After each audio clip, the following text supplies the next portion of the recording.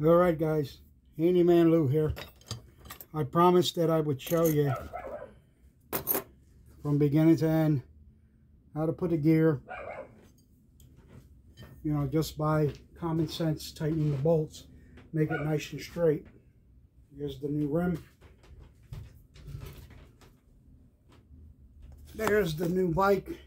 I've already done the second. This is the last one I'm doing now. And my plan is just to show you this part and not necessarily have to show you the rest of the build because it's exactly the same. So I'm going to show you how I do this from beginning to end my way. You'll see me dropping the washers, the bolts, the nuts, but eventually I get it on. I do have arthritis in these two fingers and in these two fingers. I still use them, but it's very hard to maneuver them anymore the way I used to. But I still get it done, and I want to make sure you're in frame.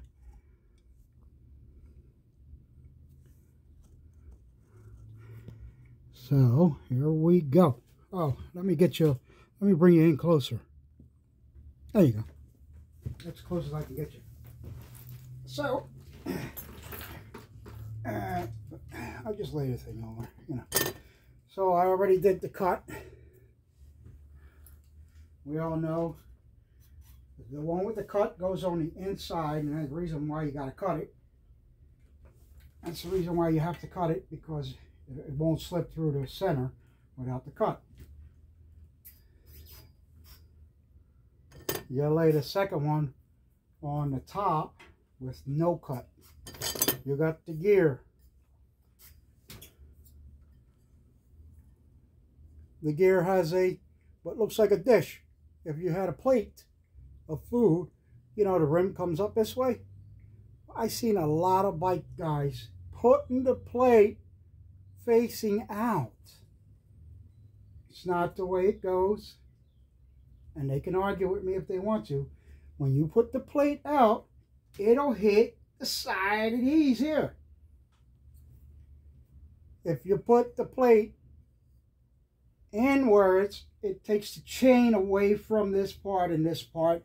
It won't rub it and cut it in half, because you're acting like a chainsaw now. You're cutting your bike in half. So, you put that on top of that one. One bolt. And I watch guys trying to stick these bolts, like 10, all 9 of them at the same time. You can't do that. So now I take where the cut is, the first cut, and I put the first bolt there. Now we all know this, a flat washer, the lock washer. I hate doing this over and over again. I have OCD. I don't know what it is. It's like repetitive things. I get so bored with it. So I try to find ways of hurrying it up. And probably, there goes one bolt. I told you I would start losing them out of my hand because my fingers did not work the way they used to. So what I do is, since I figured this out too, since I know, I just press it up against the bolt, push it out, and I turn the bolt on this side until I get it. Until I get it started. And all you gotta do is get it started. You ain't gotta hurry. Bolt number 2 goes on the other side of that cut.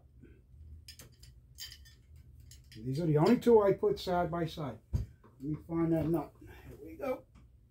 Because you only get so many of these. I think you get 10 to 12. Flat washer. Lock washer. I hope you're getting this in the shots. The important part is when I tighten it down. That'll be the important part. So if you really don't want to watch, this part of it, watching me struggle getting the nuts and bolts together, that's fine. The important part is when I go to tighten it. And I'll show you what I mean when I do this, how easy you'll get it straight. Yeah, that's number 2. So now I go around the other side. I put a bolt over that side. If I can find the holes for the rubber. The rubber is the only piece that will be a lot of sloppiness until you get one on the other side. As long as you got the plate in the right place, you can find your hole on the rubber. And you can look through all of the holes. They all line up once you get on the opposite side. Most of them line right up. I don't know if you can see the daylight through there. If not, don't worry about it. You'll figure it out. I think you'll figure it out.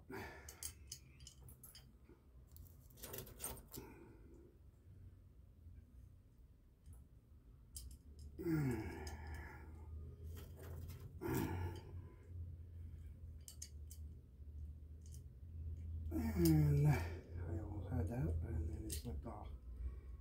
There we go.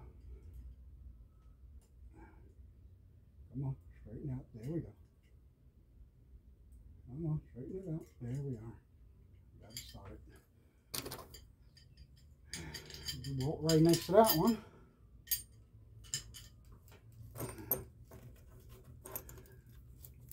This part here doesn't matter. You can go one after the other, but I find that you do this way, you even out, it automatically will even out the rubber. You ain't got to fight that.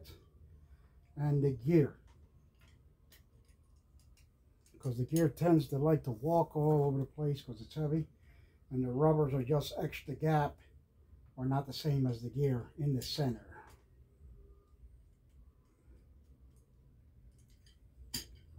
Well, mistakes are made to be fixed. Son of a gun. I like to shoot myself. Well, these all got to come out. All but one. Actually, 3 on one side. 3 holes. I should be able to do it. And then I could replace the, as I go around, I'll replace the other 3. And as you see, I'm turning them upside down so I can catch the nuts, the washers, which I am doing. And I need one more on this side in order for me.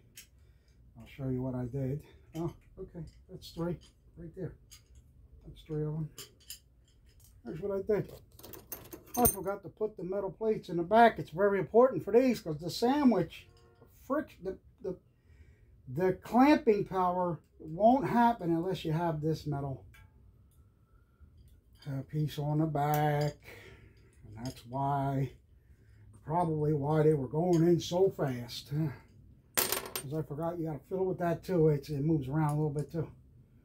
Anyways, here we are. We're going back in. We'll do these first 3 because actually the thing is lined up pretty much now.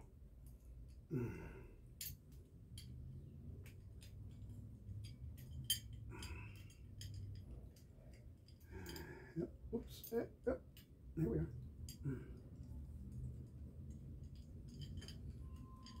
Yep. You can feel the nut tighten up against the nylon part. When you feel it tighten up in your finger behind here, you know you're set. It's basically on right up to where the nylon is. So you no longer need to fiddle with that. You can go all the way around doing these. You don't tighten up none of these until they're all on. See, some of them I get real quick. It depends on where the fork is. I mean the, sorry, fork. The, where the spokes are. Depends on where the spokes are. I can get my fingers in here real good. Do it with 2 fingers. Some spots I can't. I mean, you really got to get yourself comfortable to do this. It's got to be a real comfortable position, or you ain't going to do it. It's a pain in the butt. Alright, now I'm doing the next 2. Taking them out, that is. Catch the nuts and bolts. Yep, I'll do this one too.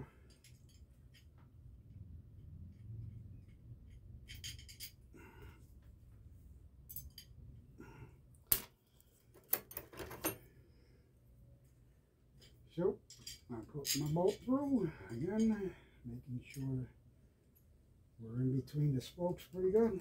Let's put that up there. We are.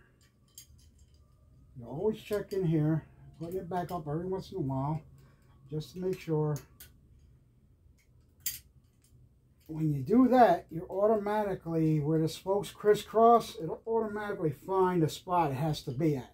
That's another thing people don't know about. They think that, you know, you might have the only rims that you can't do this with are those like Hornet spoke rims. You know, the little customized bikes they make down in the West Coast, and they have a lot of spokes in it. You ain't gonna get one of these on there. No way. So you might as well forget that. And you ain't gonna do it with one of these plastic rims neither. The new plastic rims that are coming with these bikes, with these BBRs. The BBR bike, see, it automatically went right on through the other side. The BBR bike has plastic rims. I don't know how much abuse they can take for real, because it's my first time having the plastic rim. I had a BBR bike before. I put it all together. Came out nice. It was the gold anodized one. Almost looked like bronze or gold. So I built me one of them, but that one I did from scratch. Like, I only got the body out of it.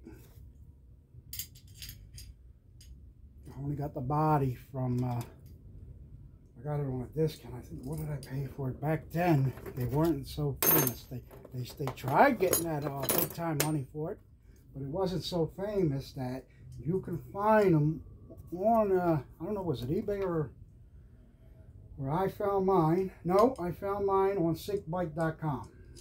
I found mine. I got it for $150. Just the frame, no seat, no poles, no nothing, no pedals, nothing. Period. Frame. No fork neither. Didn't get a front fork.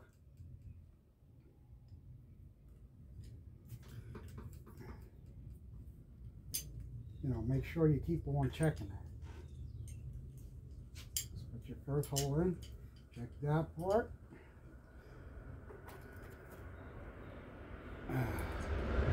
Sometimes, oh, the train's going by again. You let them go by. Sometimes when you'll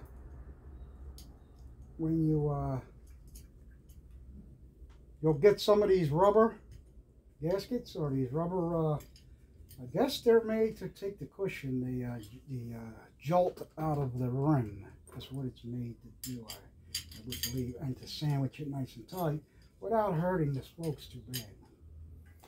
So sometimes, let me finish my sentence, you'll get the rubber bushings where they're flexed, they're round, they almost look like they want to, they're like that, they look like that, and my two fingers up front here. And when you're putting this on the back, it's pushing the thing out constantly. It really, really, really, really then is a pain in the ass to do. There's Chewy, look at here. Chewy, say hello, hi. Hiya, buddy. Came to visit. He's inspecting my work, making sure I do it. I don't know. It is what it is.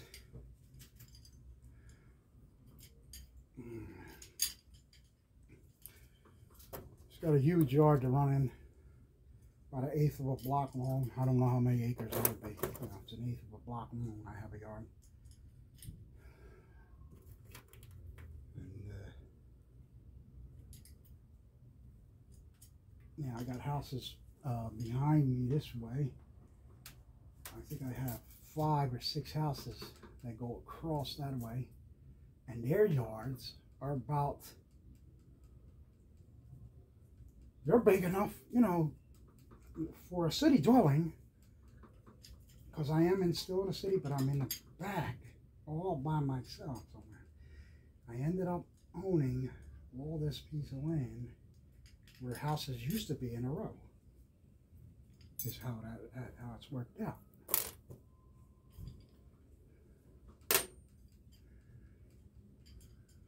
I wouldn't have bought the house if I didn't get that land and the house. I got a 4-bedroom house here. It's another thing. It's a nice big house. 4 bedrooms.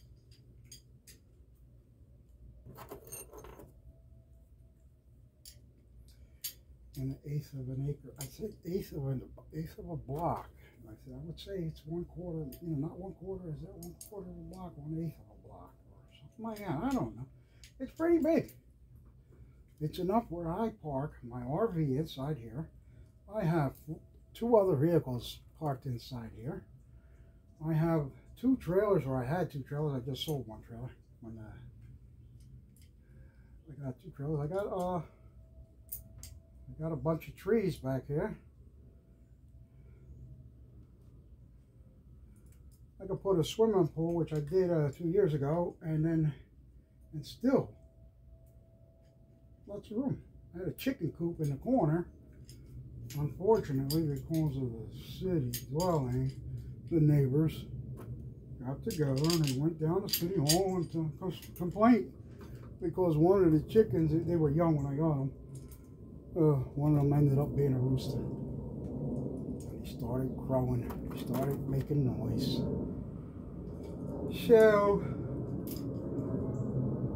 here's what they came up with. My chickens were pets. They were here to eat the bugs on the grass because I had such a huge yard. I got to get another washer.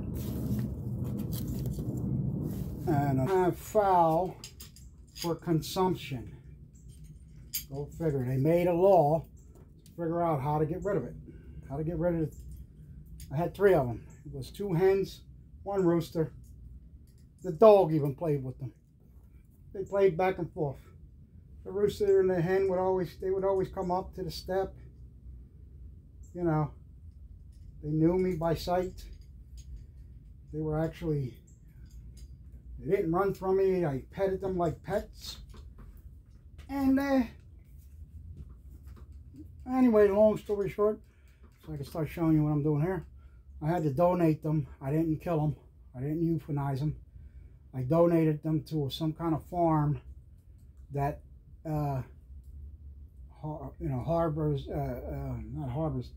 take care of birds, and they had dogs, cats, horses, birds, ducks. I mean, they had it all over there. That was cool. Very cool. Anyways, let's get back to the build. Now,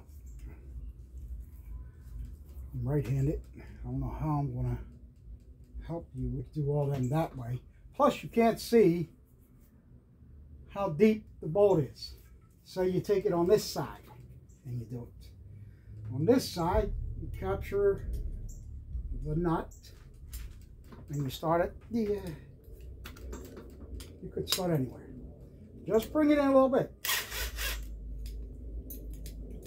This is going to be your first round.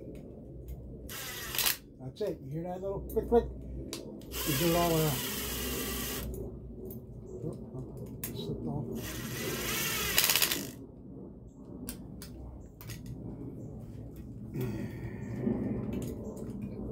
I do them at the splits first. The split of the back metal pieces. So now that one I got a little excited about, and it actually did more than 1 click click. It did like 3.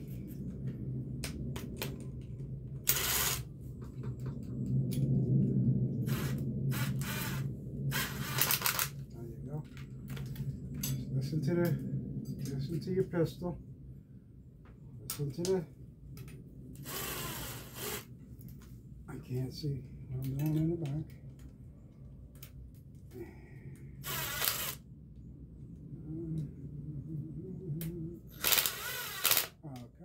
Okay, you hear it? You hear it? Now you get the rest of them that are loose. because right now you got the whole thing sandwiched pretty good. I went every other bolt, or every other. All right, that one there, the nylon is a little bit, so there you got a visual look, and it's perfect. Get all the loose bolts.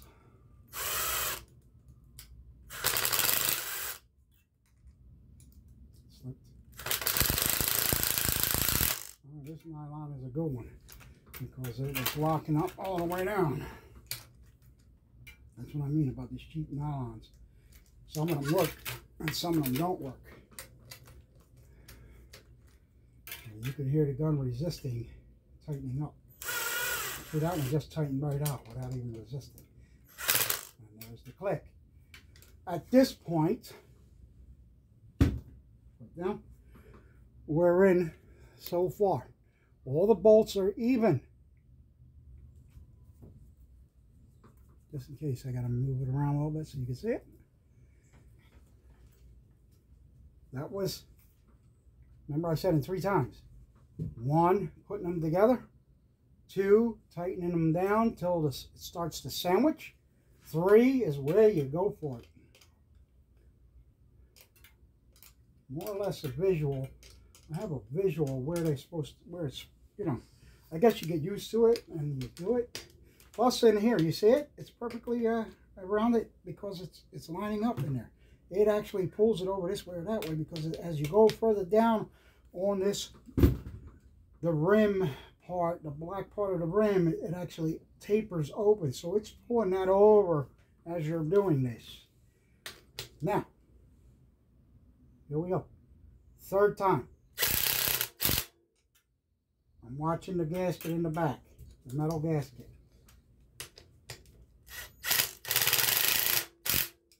And then I'm looking at the thread.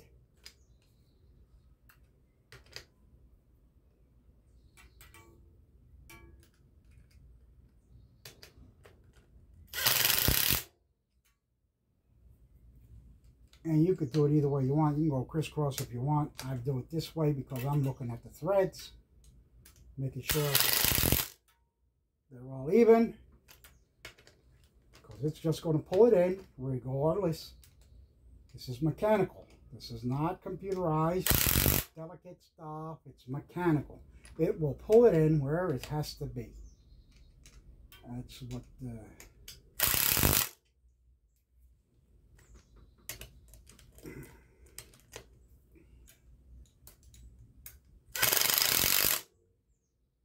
more on that one because that one has that top tight nylon, so you can't judge it by the sound.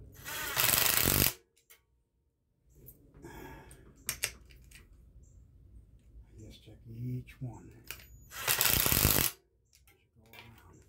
I believe that was all 9 of them. Again, now the threads are out a little bit further.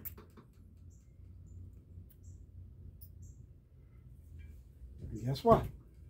We're done. It's done. It's in. It's on. I guarantee you, well, that is pretty damn straight. Guaranteed. I'm going to show you in a minute once I get it all bolted back on.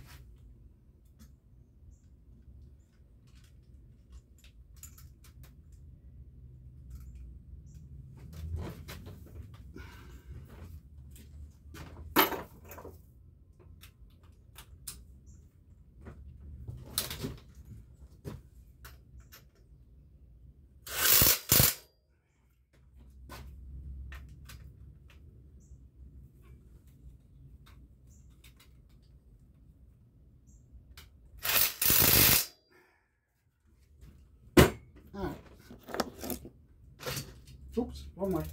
Here we go. Let's see if we can show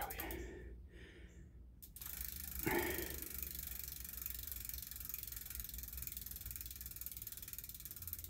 That ain't enough to knock the chain off. That is just about perfect.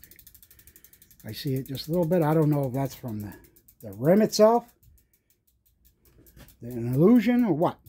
But that's how I do it, and it's every single time. I never have to go back.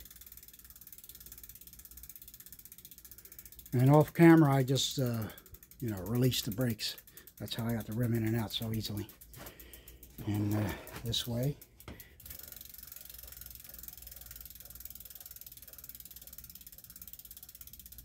There you go. At the top of the camera, it's sitting still. Okay. That's it, fellas. I promised to show you that. I'm going to go on with the build without you because I can do this build in about 2 hours. When I was filming it, it took me almost 3.5 hours, and I was editing a lot. Oh, by the way, I learned how to edit. I did do it, and I uploaded it to YouTube. I don't have, I learned how to put my name up on my video, you know, at the beginning.